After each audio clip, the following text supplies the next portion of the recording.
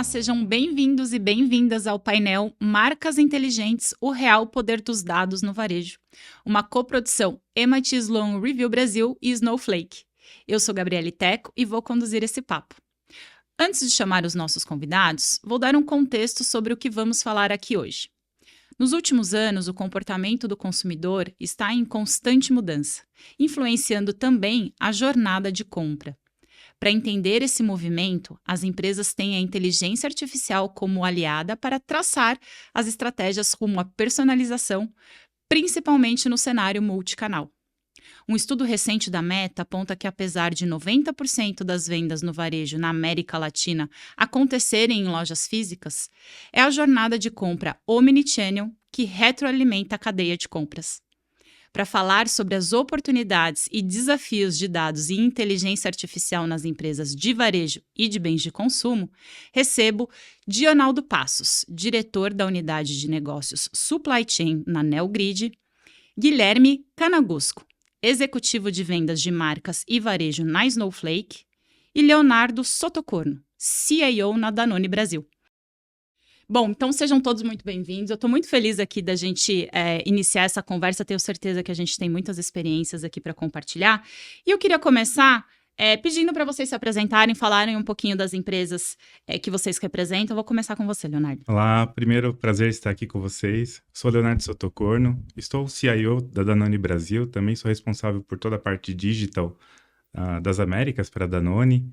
E algo que eu gostaria de trazer, né, para vocês, falando um pouquinho da Danone. Muito se conhece da Danone, do Danoninho, do iogurte, mas também tem o outro lado que a gente gosta de falar bastante, que é toda a parte de nutrição especializada e como que essa divisão ela é importante para a gente e para o mundo, né? A gente faz desde fórmulas infantis com Aptamil e outras marcas, até produtos que a gente vende para nutrição especializada dentro do próprio hospital. Então, acho que a Danone, ela, com essas duas grandes divisões que a gente tem aqui no Brasil, existem outras como Águas, né, Água Evian e outras, que a gente consegue trazer, de fato, aí essa nossa missão, que é trazer a nutrição, trazer saúde para as pessoas através da alimentação.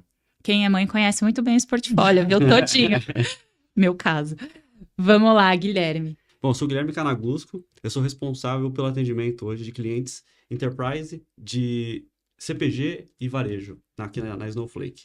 Falando um pouco sobre a Snowflake, né? A empresa ela é relativamente nova no Brasil, mas é uma empresa que tem mais de 10 anos de fundação, né? É uma empresa global, é uma empresa que é listada na Bolsa de Nova York, uma empresa pública, só que chegou no Brasil em dezembro de 2022. Eu entrei na empresa em fevereiro de 2023. Então, a gente tem esse desafio agora, que é não só fazer uma operação global chegar no Brasil, mas também aproveitar esse momento de dados que está super no hype, todo mundo falando muito sobre dados, GenAI, LLMs e todas essas palavras novas que entram no nosso vocabulário, mas fazer isso no Brasil agora tem sido uma experiência enriquecedora. Que legal. Eu gosto dessa animação toda. Então, eu queria já partir direto para o tema do nosso painel. E, Dionaldo, eu queria saber de você como é que a Neogrid desenha as estratégias de dados para melhorar a eficiência e a precisão do supply chain. Como na sua abertura você já deu detalhe, o nível de desafio que existe, o que vocês têm feito por lá? Gosto da Gabi, porque ela já começa né, mandando... A gente aqui, ó, tem todo mundo aqui, ó, agenda corrida, precisamos aproveitar o tempo que estamos juntos, né? Legal, bacana, olha só. A estratégia da Neogrid, ela passa por tentar traduzir o máximo de informação que ela conquista no campo, né? Então, hoje, para vocês terem uma ideia, a Neogrid, que é uma empresa que tem 25 anos de mercado, né, na área de tecnologia, ela conecta mais de 500 mil pontos de vendas. Então, ela capta informação de mais de 500 mil pontos de vendas. E ela gerencia hoje mais de 300 mil SKUs, para quem está de casa e não está familiarizado com o termo SKU, mas é a unidade, né, um item, né, que está na prateleira. São mais de 300 mil SKUs. Então, quando você cruza, né, 500 mil pontos de venda e 300 mil SKUs, você imagina a quantidade de informação que a gente captura, né? São bilhões e bilhões de informações de variação de preço e comportamento do usuário. Então, a gente pega esse comportamento do usuário frente a uma variação de preço, promoção, estímulos. A gente chama de entender o comportamento do shopper. E a gente traduz esses insights, vai trazendo esses insights para dentro da cadeia, ou seja, buscando informação no ponto de venda, trazendo insights para o próprio varejista, para ele tomar decisões mais acertadas, mais inteligentes. e colaborando com essas informações com os fornecedores. Porque a gente tem uma frase muito forte dentro da Neogrid que é: enquanto o consumidor não comprar, enquanto você, Gabi, não passar lá no checkout com o seu produto da Danone, ninguém vendeu. Ninguém naquela cadeia vendeu. Né? Foi só uma transferência de estoques. Então, ter o produto certo, para o consumidor certo, no local certo, é uma estratégia que beneficia a todos. Consumidor, porque ele não se frustra quando ele vai às compras, ao varejista, porque ele consegue ter a maximização do seu capital investido, e ao fornecedor, que consegue ser um parceiro relevante para aquele varejista. Então a gente traz todas essas informações, traduzindo em insights, que você pode imaginar, são bilhões e bilhões de insights, para que a gente possa orquestrar essa estratégia do que vender, quando vender, para quem vender, na quantidade certa, no momento certo. Então, é fácil a gente explicar isso nesse momento, né? Mas quando a gente vai olhar todo o ecossistema, todo o portfólio da Neogrid, a gente começa a entrar em grandes variações. E a estratégia, no final das contas, é captura informação, gera insights e termino gerando ao fornecedor e ao varejista as melhores estratégias de como promover os seus produtos nos seus locais de vendas. E assim ter um retorno sobre investimento mais adequado, né? Hoje a Neogrid gerencia basicamente 1 bilhão de verbas comerciais. É uma das unidades que mais cresce no nosso negócio. Então, hoje a gente gerencia 1 bilhão de verbas comerciais. A gente deve terminar 2025 com 3 bilhões. Então, a gente vai triplicar esse valor. E com a grande bandeira de que a gente pode garantir ao varejo e à indústria o melhor retorno sobre investimento com base nesses insights. Então, basicamente, a nossa estratégia, resumidamente, está aí. Capturar informações e traduzir em insights inteligentes e acionáveis para o varejo e para a indústria. Eu adoro ouvir vocês porque parece que a gente está num momento da tecnologia, do avanço, né, da tecnologia, de uma forma que fica difícil lembrar como era antes da gente ter tanto recurso tecnológico para fazer toda essa gestão, né? Eu não era viva, obviamente, quando isso acontecia no papel, na planilha, não sei, mas é muito legal ver essa evolução acontecendo e a gente está vivo nesse momento. Baita provocação. Mas, Leonardo, uma das provocações que vem com isso é que é difícil imaginar tudo isso acontecendo agora sem a inteligência artificial, que é a pauta que a gente mais tem abordado. A gente no MIT fica feliz porque pra gente não é um assunto, a gente sabe do hype todo, mas não é um assunto novo, né? Desde a década de 40, 50, esse assunto vem sendo estudado e evolui dentro do MIT. E óbvio, né? A generativa deixou tudo muito mais escalável, chegou na mão do usuário final.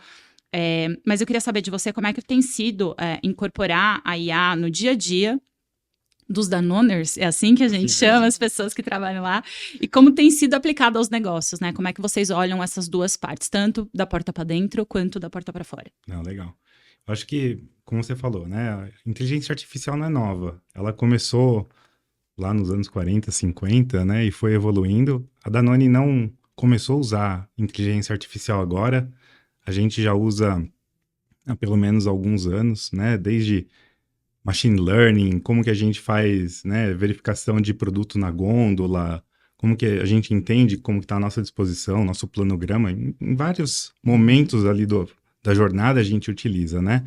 E como que a gente está trazendo isso hoje para dentro do dia a dia do Danone mesmo, né? Que a gente olha de uma perspectiva de eficiência organizacional, o que a gente consegue trazer para dentro dos nossos processos, que a gente consegue melhorar o dia a dia com inteligência artificial, seja, né, machine learning, seja Gen AI com Copilot da Microsoft que a gente utiliza, né, seja de outras formas. Mas uma outra grande frente que a gente tem é justamente com o consumidor. O que a gente consegue fazer de diferente para o consumidor? Como que a gente consegue otimizar a utilização dele do nosso produto, como que a gente consegue prover mais informações, personalização daquele produto para aquele consumidor naquele momento, né? E também com parceiros, como o Neogrid, por exemplo, né, que fornece toda essa informação que como que você consegue ter o produto certo, na gôndola certa, com o preço certo, com a promoção certa, para que o consumidor saia com o produto no checkout.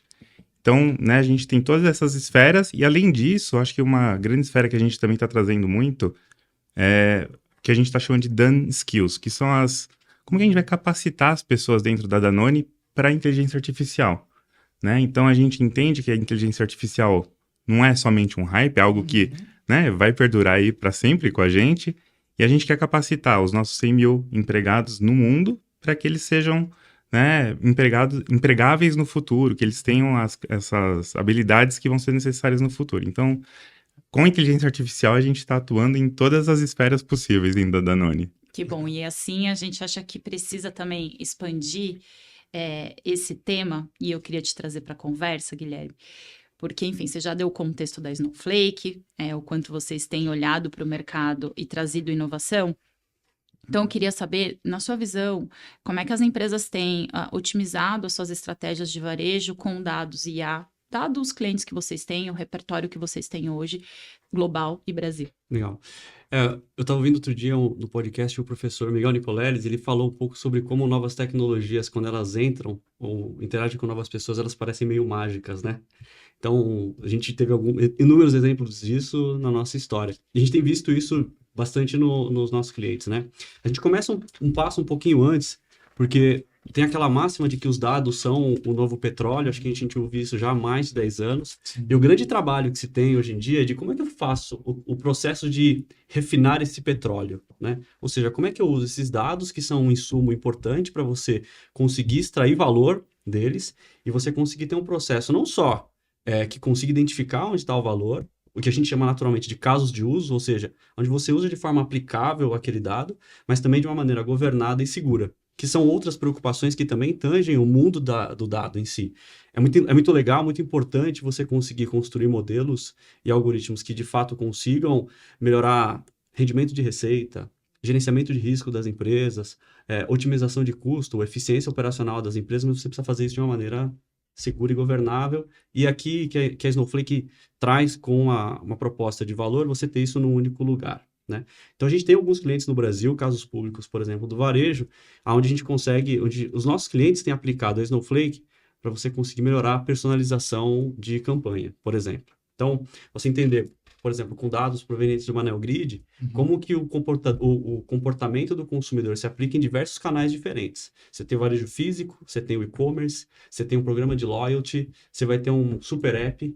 E como você pega insumo de tudo isso e melhora a jornada de um consumidor para comprar o produto dele. Então, você consegue melhorar a sua inteligência de campanhas, melhorar a sua visão 360 de clientes, mas você pode ir até a outra ponta também, né? Quando você pensa em S&OP, como é que eu tenho a melhor distribuição de produtos através dos meus CDs? E quando a gente fala de distribuição de produto em CD, no Brasil tem um adicional de complexidade, que é a questão de imposto. Então, se você faz a distribuição através do estado A ou através do estado B, o teu preço, o teu custo, o teu P&L muda por causa de taxação. A gente deixa os gringos doidinhos nessa hora, né? Eu vou falar que como um cara que está começando a operação de uma empresa no Brasil, você explicar o conceito de imposto municipal, estadual e federal, é um negócio complicado. E a gente sabe todas as implicações macroeconômicas que isso traz, né, para o Brasil. Então, o que a gente vê é, a partir do momento que você consegue usar esses dados, inclusive de taxação e regulação, como insumo para você processar melhor a experiência do teu cliente, a gente vê os varejistas usando isso, pelo menos na Snowflake, de ponta a ponta, né, de uma cadeia end-to-end, do S&OP até a visão 360 de um cliente. Perfeito. Agora, Gabi, eu queria só pegar um gancho também, como que foi dito aqui, assim, você provocou eu falei, foi bem provocadora a sua pergunta, mas assim, a tecnologia, a inteligência artificial, no meu ponto de vista, tem trazido uma revolução, inclusive para nós, que vivemos o mundo da tecnologia. A gente sempre, quando se falava de tecnologia, a gente se colocava quem é de tecnologia como protagonista, né? Eu estou trazendo a inovação, né? E a IA está trazendo, na minha opinião, uma democratização da tecnologia. Então, hoje eu tenho pessoas de operação logística se envolvendo com tecnologia, se letrando em tecnologia numa velocidade muito grande. E eu levanto um alerta aí que talvez os times de tecnologia não estão se letrando na mesma velocidade no mundo de negócios. Perfeito. E vai diminuir esse muro que existia, né? Eu preciso entender de tecnologia, então, como é muito difícil, não entro nessa discussão. Deixo para o time de tecnologia. IA está diminuindo esse muro. Então, eu acho que tem na tua pergunta, eu trago também uma grande bandeira, né? Que se tecnologia não se humanizar e não se envolver cada vez mais com o negócio, entender, né? O que tem de trade-off? Né? Porque não é mais só tecnologia por tecnologia, né? O que ela traz de benefício para o time de logística da Danone, né? Como é que vão fazer? Como é que vão começar a entender agora o que é vender pelo sell-in ou vender pelo sell-out? Né? Então, quando você não esse é para mim um grande desafio que tem pela Eu frente. acho uma provocação super relevante, porque eu mesmo sempre sou jornalista de formação, mas 20 anos na carreira executiva, sempre fui da área de negócios, e quanto mais eu estudava os conteúdos de MIT, teve uma época que eu cheguei a me questionar, pô, será que eu preciso então saber fazer código? Né? Eu tive essa crise, porque teve uma hora que chegou um papo assim, não, mas todo mundo precisa pelo menos saber.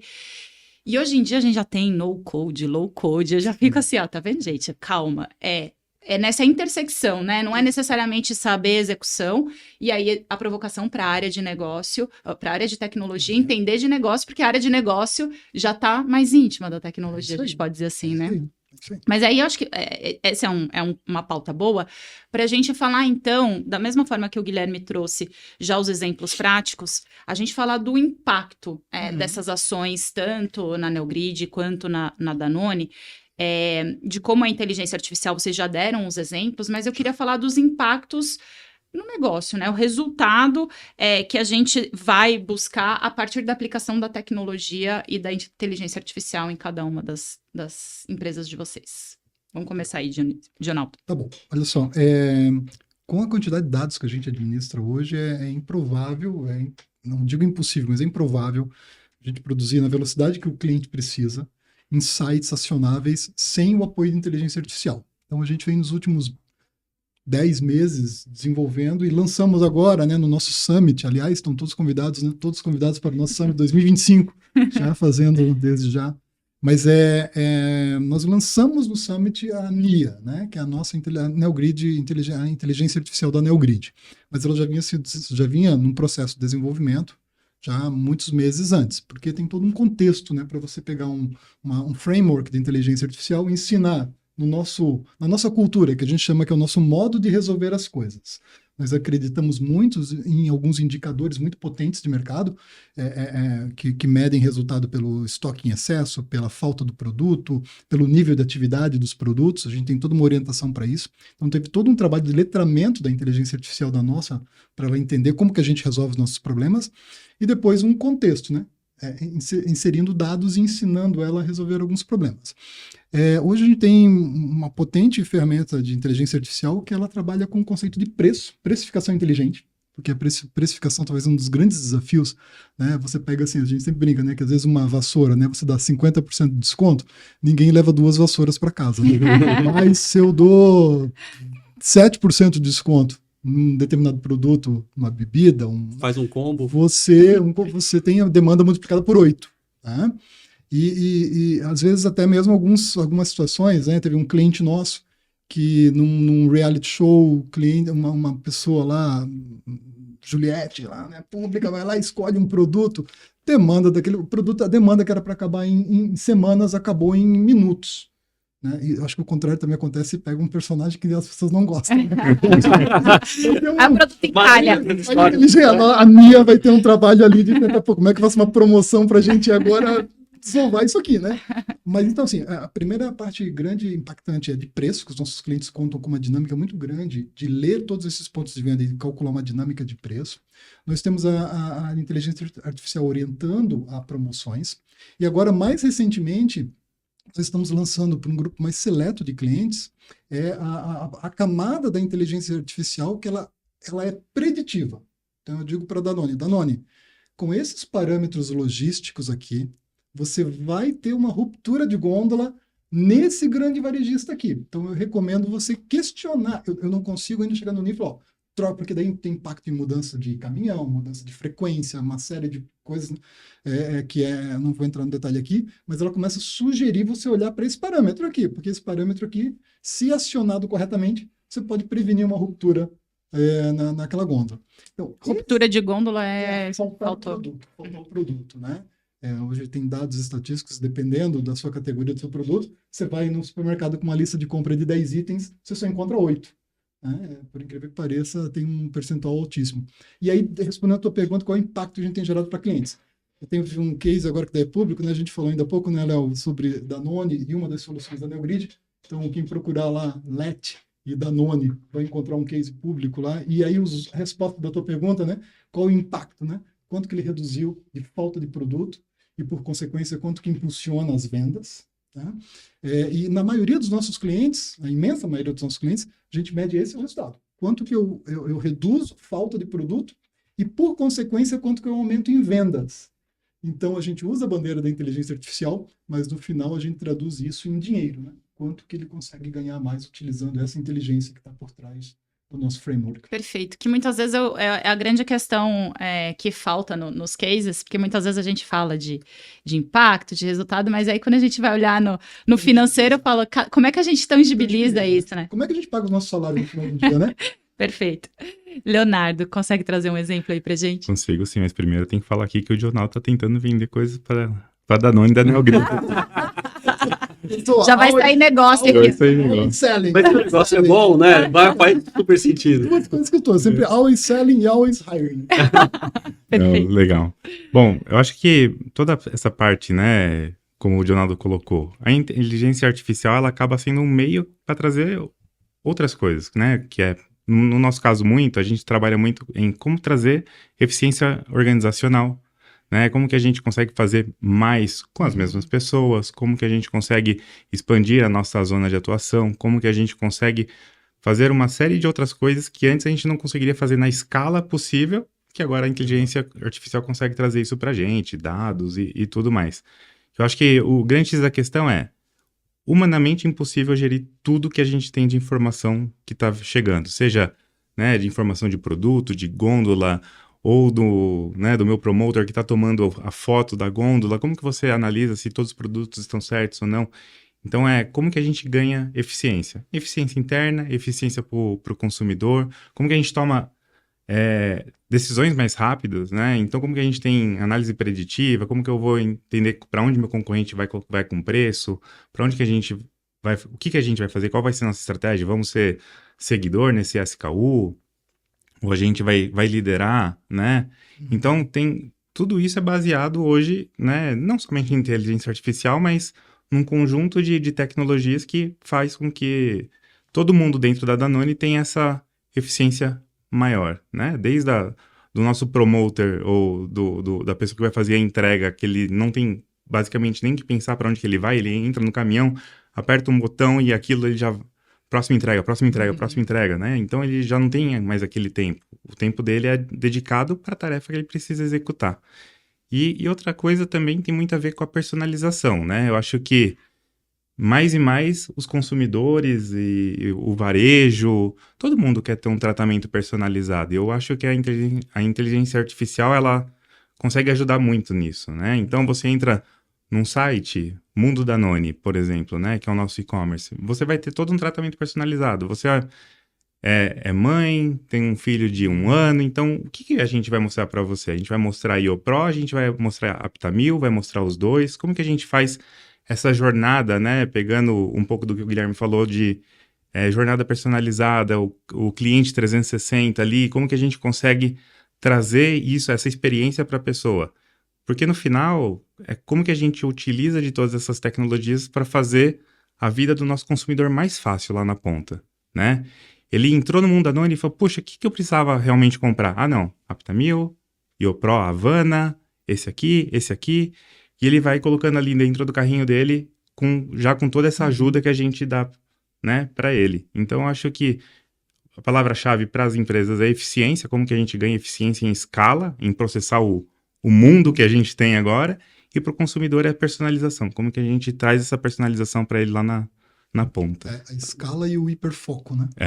Eu imagino que no caso da Danone ainda que tem um produto, que tem que ter uma eficiência ótima, né? Para poder fazer a entrega, porque é altamente perecível. Se você não tiver uma cadeia de desenvolvimento de produto em si, que pense do processo de venda, que é um produto que vai acabar, né, na prateleira, a forma como você concebe ele lá no começo, você não olhar tudo na hora de conceber a coisa, deve ser um impacto gigante, né? Você imagina que a gente tem produtos que o tempo de prateleira deles são dias, né? Sim. E a gente precisa vender ele em Manaus.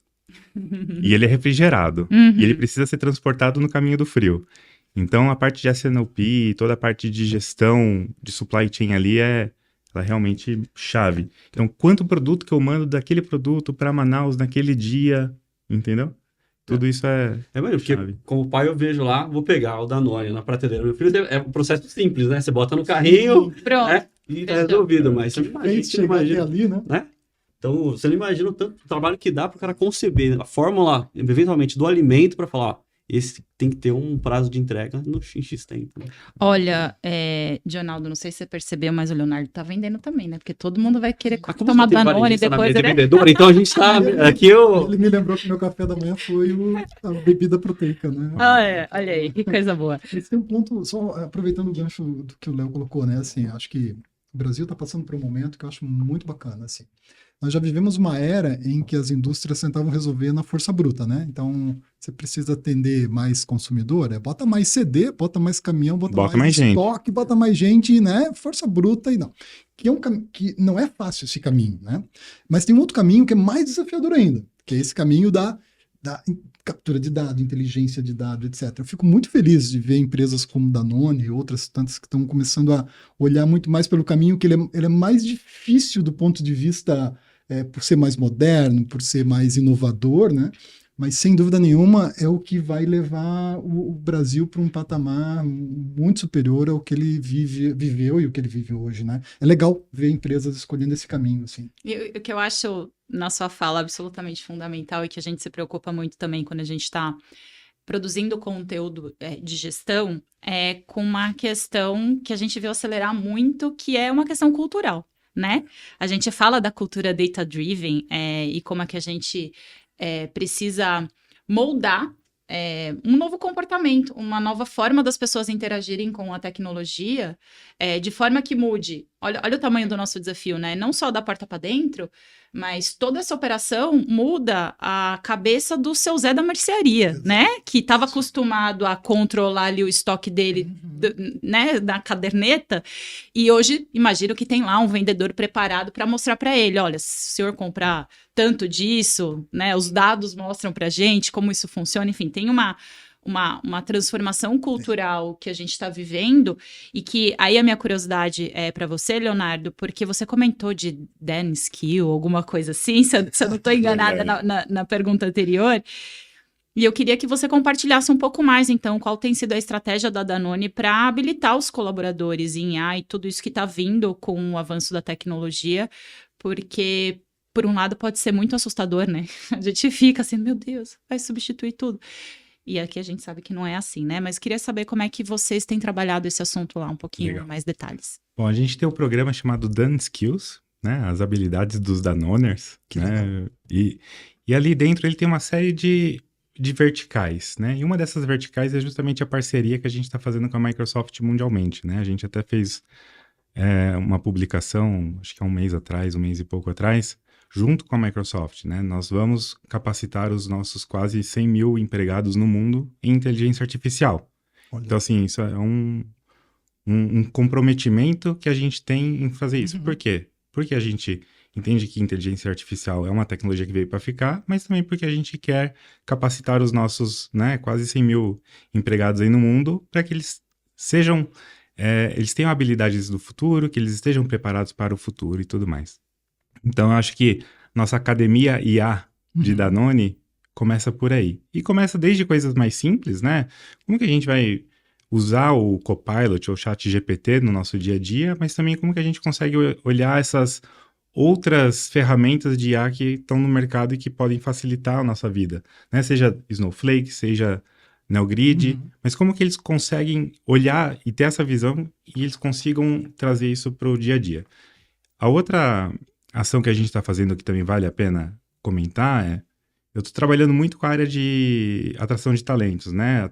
Talent Acquisition. Para mim isso é fundamental, que a gente tem todas as pessoas que a gente tem hoje, mas a gente continua contratando, e a gente continua contratando desde pessoas de venda que vão estar lá na ponta, na gôndola, até pessoas do escritório, do back-office.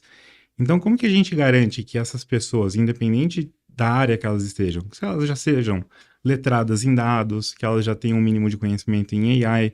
Então, isso é algo que eu estou trabalhando bastante com o time de Talent Acquisition ali, que é como que a gente garante, obviamente dentro dos parâmetros, né? Eu não vou cobrar que a pessoa que vai trabalhar lá na gôndola todos os dias, que ele seja um data scientist.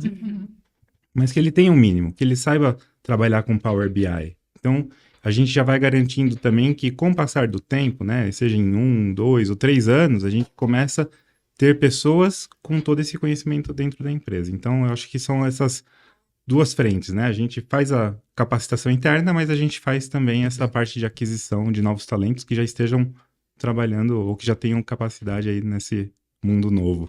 Eu adoro esse tema porque quanto mais a gente fala de tecnologia, mais a gente fala de humanização, né? No final do dia, é sempre sobre o ser humano que está ali operando. Mas eu queria agora que a gente pudesse falar, e eu quero dividir um dado com vocês, eu queria que a gente pudesse falar agora de jornada de compra dos clientes, mais especificamente. A gente tem aqui um estudo da Meta, que a gente citou na abertura, que mostrou que o consumidor omnichannel tem uma frequência 70% maior de compra e gasta 34% a mais do que o tradicional. E nesse cenário, as marcas têm uma grande oportunidade de tirar melhor proveito dos dados, né? Criando estratégias, e a gente já foi cobrindo isso aqui, para personalizar as experiências e otimizar as vendas e potencializar essa conexão entre marcas, varejo e cliente, né? Que no final do dia é quem está ali fazendo a compra. Então, eu queria ouvir de vocês. Na visão de vocês, quais são os maiores desafios que as empresas têm para traçar e implementar essas estratégias omnichannel? Vou começar com você, Guilherme. Eu vou puxar um pouco a sardinha para o meu lado. Que é naturalmente, assim, a gente entende, né, Snowflake, que o processo de monetizar o dado, ele passa pela colaboração. E a gente vai pelo princípio mais fundamental de colaboração, que é você conseguir fazer a troca de dados. Como é que eu traduzo isso para o ponto de vista mais concreto, né, de caso de uso? Para você conseguir ter uma experiência omnichannel, normalmente você vai passar, por exemplo, por canais de varejo, que são empresas diferentes, que normalmente vão ter processos de ingestão e trocas de dados individuais. Você vai ter um processo, muitas vezes, de interação com o e-commerce ou com o D2C, né, um direct to consumer. Você pode ter também um processo que passa por marketplaces. Cada um deles vai ter um modelo de dados próprio, normalmente pode ser individual. Né? A mesma forma, se você pensar do ponto de vista de varejista, ele vai lidar com marcas que têm poucos SKUs e lidar com marcas que têm infinitos SKUs. Tudo isso gera dado. Né? Então, como que você consegue ter um modelo de colaboração e troca de dados que você consiga, de fato, acelerar o processo de tirar valor desse dado? Tem sido um grande desafio para os nossos clientes. Então, quando a gente pega, por exemplo, uma empresa que tenha canais de ativação através de retail media, ela vai querer trocar dados, naturalmente, sei lá, de um programa de loyalty de uma marca com um programa de loyalty de um varejista. Ambos são ativos super importantes. E o loyalty, naturalmente, vai ter dados de comportamento de consumidor e da forma como ele consome nos mais diferentes canais. Então, a Snowflake, ela trabalha isso de um ponto de vista que a gente chama de Data Clean Room. É uma patente que a Snowflake tem. E esse Data Clean Room, ele trabalha, como o nome diz, como uma sala limpa para dados, onde vocês conseguem colocar dados de lado A e do lado B, sem que o lado B veja o lado A e vice-versa.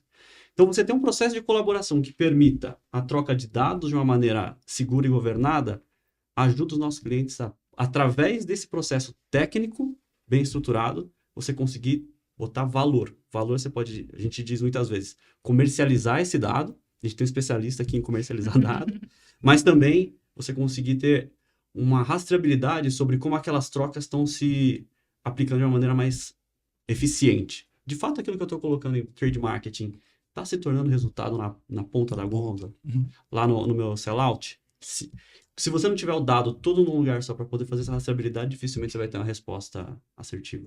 E é aqui que a gente entra, normalmente. Concorda, Leonardo? Ele te chamou aí para conversa. Muito obrigado. Obrigado. Esse é um tema assim que a gente pode ficar horas falando. Pode ter um episódio só sobre isso. Pessoal, vocês têm mais umas 4 minutos. Mas assim, o Omnichannel ele começa com o grande desafio que já são você ter um canal direto, né? Para quem o ouvinte que está em casa e a gente pode talvez exemplificar, né? Um consumidor que vai no supermercado, um consumidor que compra na padoca, né? E aí ele é atendido por um distribuidor, então a gente já tem uma variação, né? Venda direta, indireta, e ainda aquele que compra num site, né? No e-commerce, que daí vai ser o online ainda. Então, você já tem empresas que estão nesses meios de vendas, você já tem um grande desafio que é coletar informação para você tentar entender o comportamento do seu produto nesses diferentes canais. Aí você começa um outro degrau de dificuldade, né? Porque às vezes a Gabi compra nos 3 canais, né? E aí o topo da pirâmide da dificuldade. Às vezes a Gabi começa o processo de compra num canal e termina em outro canal. Faço muito. Aí, tá vendo? Tá vendo? Então, você complica a nossa vida, Gabi. O ponto aqui é que, assim, é lógico que você vai ter que refinar dados, você tem que lidar com governança, porque tem dados que precisam ser colocados de forma anônima, por questões de segurança, privacidade, né? Então, começa todo um processo aí. Então, a forma como a gente entendeu olhar tudo isso foi, a gente tem uma camada muito forte na NeoGrid de integração, de coletar dados. Então, a gente processa hoje milhares e milhares de pedidos de ordens por dia. Trabalhando com dado até certo nível anonimizado, nós lançamos recentemente uma outra camada que a gente chama de Promo Trade. A gente lançou recentemente no próprio Summit, né, Promo Trade, que ele visa abraçar tudo isso. Então, o Promo Trade, ele começa a entender o comportamento anonimizado e ele, dentro do Promo Trade, ele tem as ferramentas de incentivo, né, que daí permite a Gabi falar, cara, eu quero que o meu perfil seja revelado, porque eu tenho um benefício com isso. Perfeito. Então, quando eu trago benefícios para o consumidor e ele concorda em tornar o dado dele popular para o varejista e para a indústria, aí você começa a trabalhar no topo da pirâmide, que daí eu sou prosumo, né? Eu entender como essa jornada se manifesta. Mas em todos esses pontos da pirâmide você tem benefícios, né? Não fazer, eu acho que já não é uma opção para as empresas brasileiras. Não fazer não é uma opção. E aí você tem a vantagem de poder começar isso em camadas, né? Vou primeiro entender o comportamento em cada canal, depois eu vou tentar convergir esses canais, entender o comportamento, e o topo da pirâmide eu vou com ferramentas de loyalty, ferramentas de retail media e etc. Eu vou começar a entender o comportamento da persona especificamente, né? Então é um desafio grande tecnológico, mas eu acho que tem um desafio fundamental aí de entender onde vai a nossa capacidade técnica e o direito do consumidor em colaborar com os dados dele, né? E ele tem que ver benefício, o que elevou um pouco o sarrafo.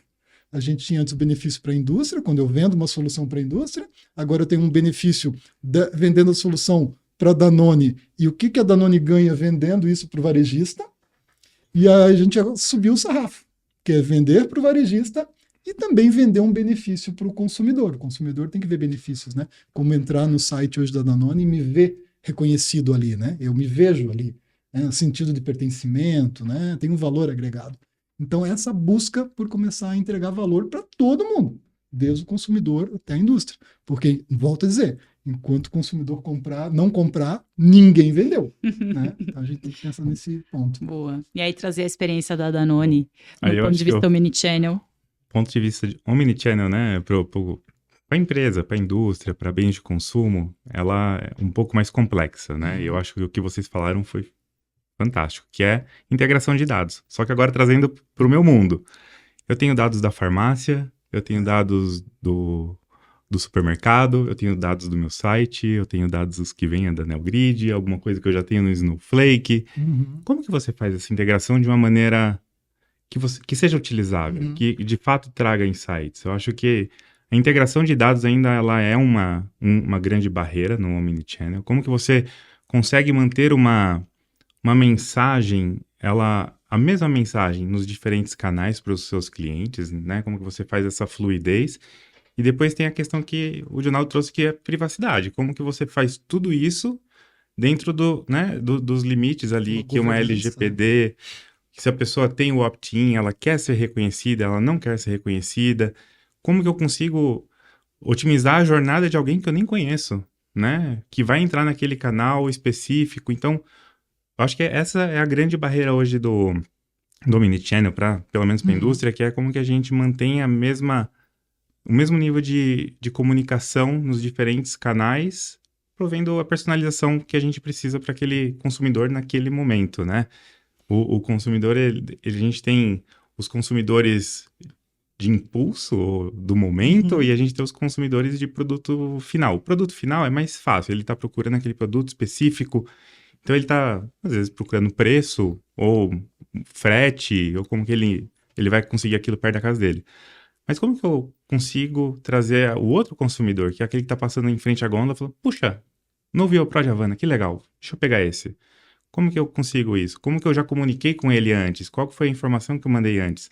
Então, acho que como você faz todo esse preâmbulo ali é a parte difícil hoje no Omnichannel. E eu gostei muito porque a gente começou com o Guilherme falando sobre colaboração, né? E essa conexão entre Omnichannel e colaboração, ela é muito real porque, inclusive, a colaboração de vários times para dentro da empresa, né? Você falou de mensagem, então tem o time de marketing, o time, enfim, vários times trabalhando junto para, de fato, o resultado ser positivo para a empresa, mas está todo mundo colaborando para que isso tudo tenha consistência e faça sentido. É o fator humano, né, Gabi? Que a gente falou aqui, né? Então, uma narrativa sem os dados, ela é só uma história. E os dados sem uma narrativa são só um dashboard. Como é que você traz o fator humano, que traz a narrativa, porque normalmente ele olha o comportamento do consumidor de uma maneira meio empírica, mas depois ele consegue sedimentar aquilo em cima de dados. E como que você consegue pegar dados e muitas vezes traçar relações causais, né, entre o que está acontecendo e amarrar numa narrativa do que de fato é humanamente entendível, é que eu acho que é o grande desafio, né? Então, tem aquele questionamento, né, sobre a IA irá um dia substituir as pessoas, etc. É muito difícil, porque essa análise empírica sobre o que está sendo feito, baseada em dados, eu acho que passa pelo letramento que a Danone está fazendo, por exemplo. Se você tem letramento em dados, você consegue fazer uma narrativa bem feita, e se você tem dados, você consegue sustentar a narrativa depois, né? Eu adorei seu exemplo, porque eu vou pedir tua ajuda agora com uma narrativa específica, tá, Guilherme? Porque acho que você já até comentou, tem um termo que é muito utilizado por vocês, que é monetização de dados. E que a gente enxerga, obviamente, como uma grande oportunidade para os varejistas abrirem novos fluxos de receita, mas eu brinquei com a narrativa, como jornalista, eu sou muito apegada à questão das palavras, e monetização de dados às vezes pode dar uma assustada, né? Para quem não é do meio, fala, mas como assim? Estão ganhando dinheiro?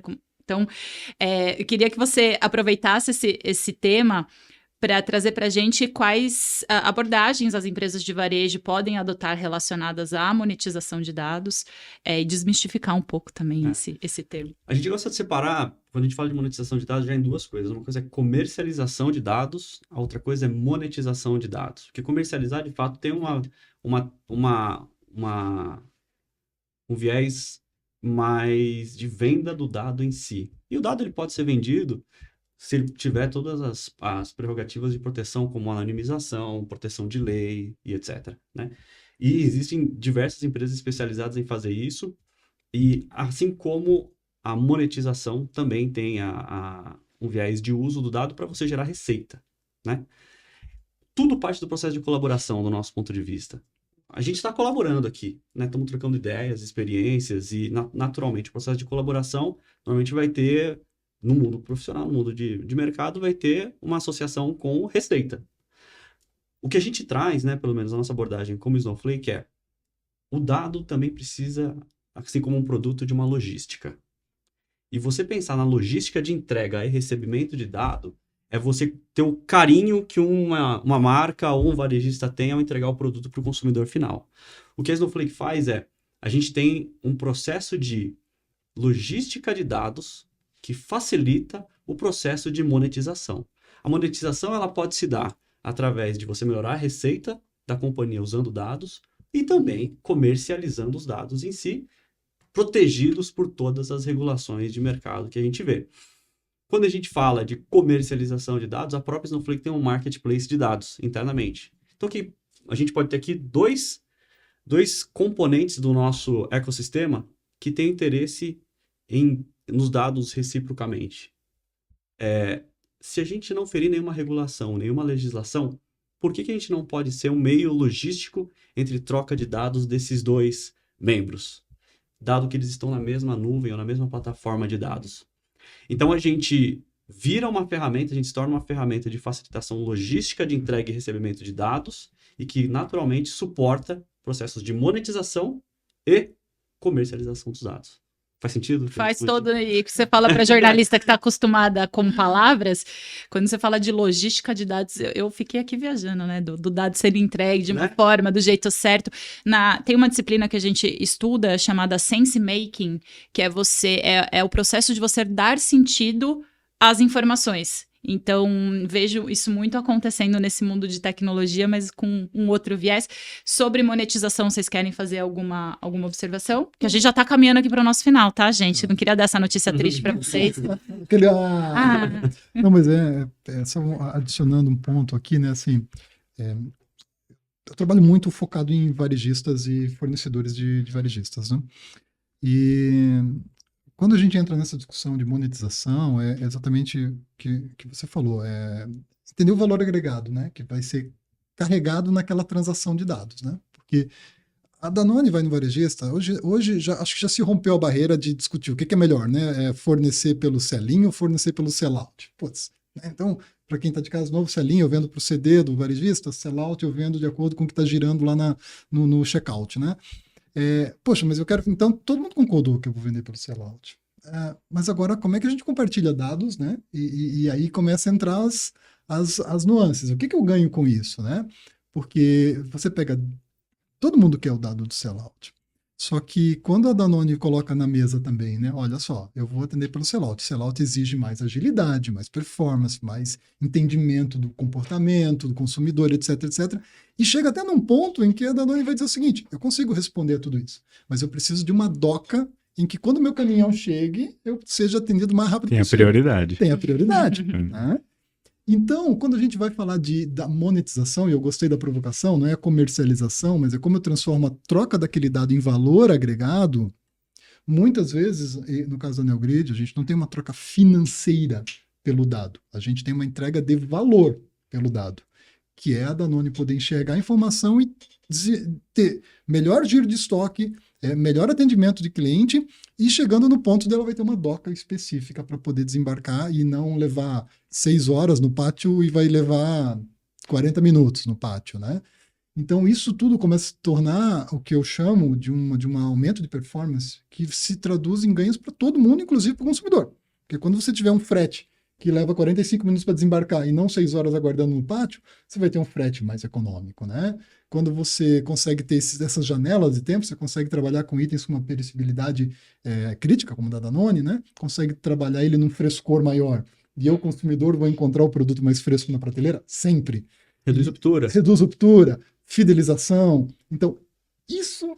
Para mim, Gabi, é o grande desafio de como você monetizar ou definir o valor agregado de quando você começou a compartilhar a informação lá do checkout. Parece uma informação singela, né? Passou lá no checkout e paguei, mas olha todo o impacto que ela pode trazer e todo o benefício que ela pode trazer para varejista, fornecedor e consumidor. Que carrinho abandonado, né? Carrinho abandonado, quanto custa aquele carrinho?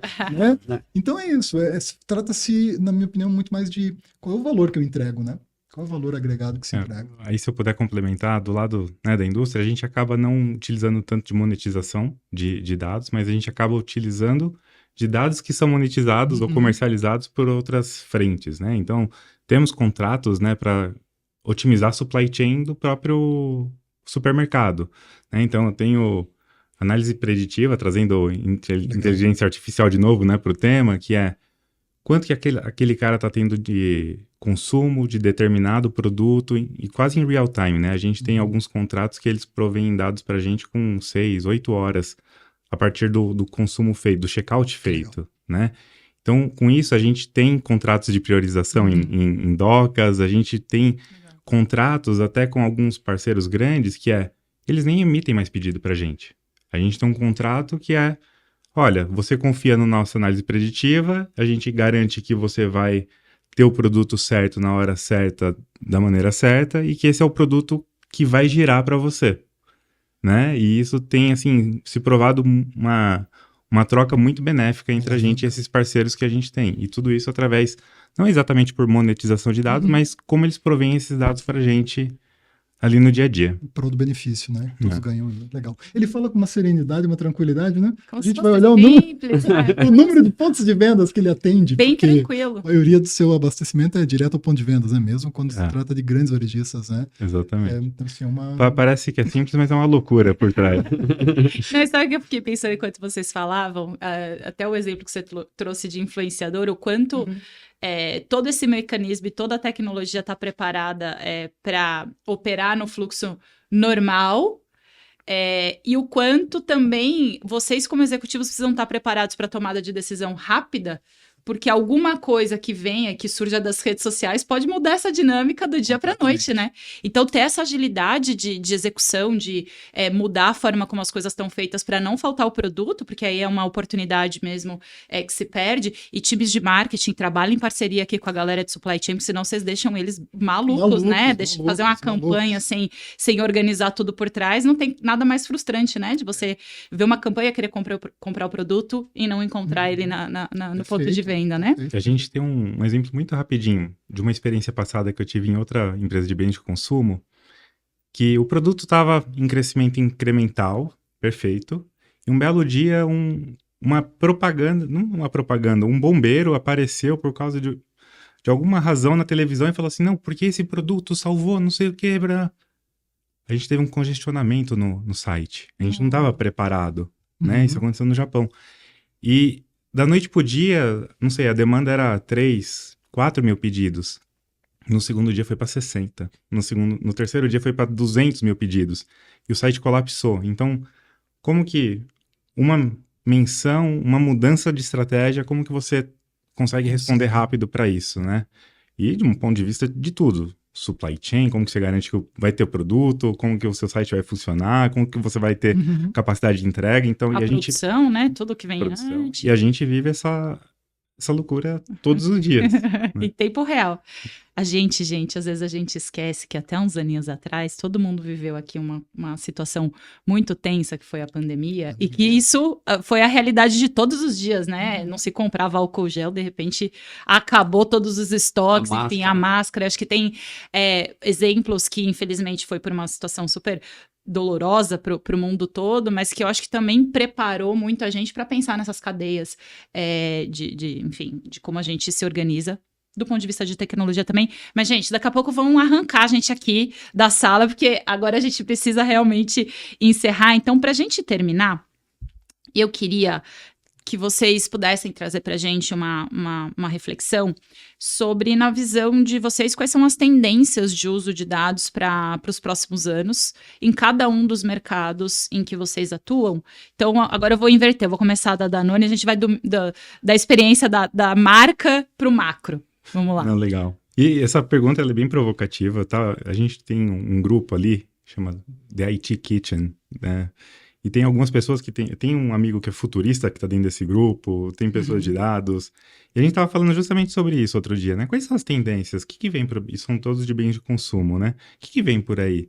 E aí eles falaram, poxa, tem tanta coisa que a gente vai ter que aprender a lidar. Um é a parte de biometria de dados, né? Como que a gente vai trazer? Isso é algo que está acontecendo. Como que a gente otimiza a parte de biometria dos dados dos consumidores e tudo mais? Outra coisa, acho que foi você, Jonaldo, que falou, né? Que a privacidade, ela tem um borderline ali que é até onde eu quero que meus dados sejam anônimos, quando que eu vou querer que meus dados sejam públicos em troca de qual benefício? Isso. Né? Eu acho que isso é uma tendência que está começando, as pessoas estão começando a perceber que, poxa, nem todo tempo eu preciso estar anônimo, eu preciso ter isso. E aí a gente começa a falar sobre o assunto de first party data, né? Que é como que a gente começa a captar os dados das pessoas, principalmente por causa que vem aí o fenômeno, né? Que a gente vem ouvindo há algum tempo, que é a remoção, a eliminação completa dos cookies. E aí, como que as empresas vão continuar tendo esse nível de personalização lá na ponta? Como que a gente vai continuar tendo isso? Então, eu acho que essas são, assim, tendências que estão acontecendo e que não são coisas para 5 anos, são tendências para agora, né? E que a gente precisa se preocupar de um lado de bens de consumo, do lado de indústria. Aproveito para agradecer a tua participação. Obrigada, Leonardo. Vamos lá, Dionaldo.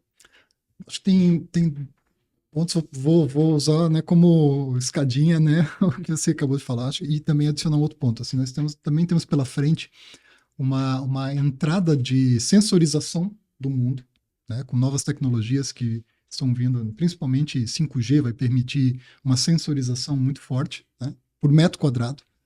E essa sensorização eu não consigo fazer tanta futurologia sobre ela. Porque o que você chama de sensorização? Hoje você tem, por exemplo, né, desde um carro, uma ambulância, um supermercado, a quantidade de sensores que ele possui hoje, né, seja uma câmera, seja um leitor de código de barras, né, isso vai aumentar numa quantidade muito grande. Porque com 5G, dado a sua característica de latência, eu consigo ter num pequeno espaço muito mais sensores do que eu tenho hoje. Né?